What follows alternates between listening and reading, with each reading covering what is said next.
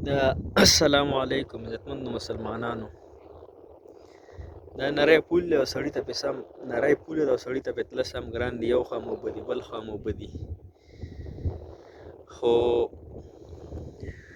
الله دې موږ معاف کړي او الله دې ټولو مسلمانانو ته اسانه کړي. پل صراط باندې به موږ څنګه تېرېږو، خو د هغې دپاره الله تعالی نبی علیه صلات وسلام ته فرمایي چې نبی علیه صلات وسلام فرمایي چې څوک 15 وخته مونځ کوي الله تعالی په پل صراط باندې داسې پورې باسي که نه، هغه کې یو انعام دا دی چې بجلی د پړک په شان بجلی پړک څنګه نه یو غرض به وکړي، دی به وایي چې هلکه دا پل صراط څرنګه یو خلکو به وي په دنیا کې چې پل صراط دی ختنه نری دی تورې نه تیره دی، خو ماړه ونه کته څرنګه یو خلک ودي چې پې تېر شوی او څرنګه چې ده اوبه دي که نه، چې مثال په طور هغه شان به بیا د جهنمي لاندې او بره به پل صراط هر سړي به پې ګذران کېږي. نو دې ویډیو مقصد دا دی چې 15 وخته مونځ کوئ، صحیح ده، بس کو هر څه کېږي خو دی کې دنیا ورانه شي، بچي دې مړه شي ښځه دې مړه شي، خو مونځ مه قضا کوئ،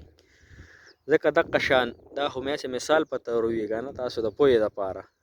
هسې نه چې بیا د خفګان سبب جوړ شي او جهنم ته هسې نه چې بیا الله تعالی ما او تاسو وارتئ. د اینې دا غونډې اوبه دي، سمندر نه دی ښه، دا اوبه دي دا دلته مخکې سیلاب راغلی او دا هغه اوبه دي او دا غونډ تالابونه دي، میان دي پکې مچیان کبان. مقصد مې صرف دغه او صحیح ده. الله مو خوشحاله ساته، الله مو ښاد او آباد ساته چېرته یې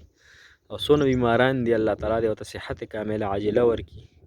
په لندن کې دي، په سعودي عرب کې دي، په دوبۍ کې دي، په سویزرلینډ کې دي، په انګلینډ کې دي،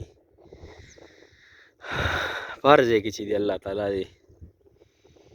او په افغانستان کې دي. صحیح ده، الله مو خوشحاله ساته او مسافرو ته خصوصي دعاګانې کوم ښه، خصوصي دعاګانې مسافرو ته الحمدلله دې قبولې کړي ښه. جزاک الله.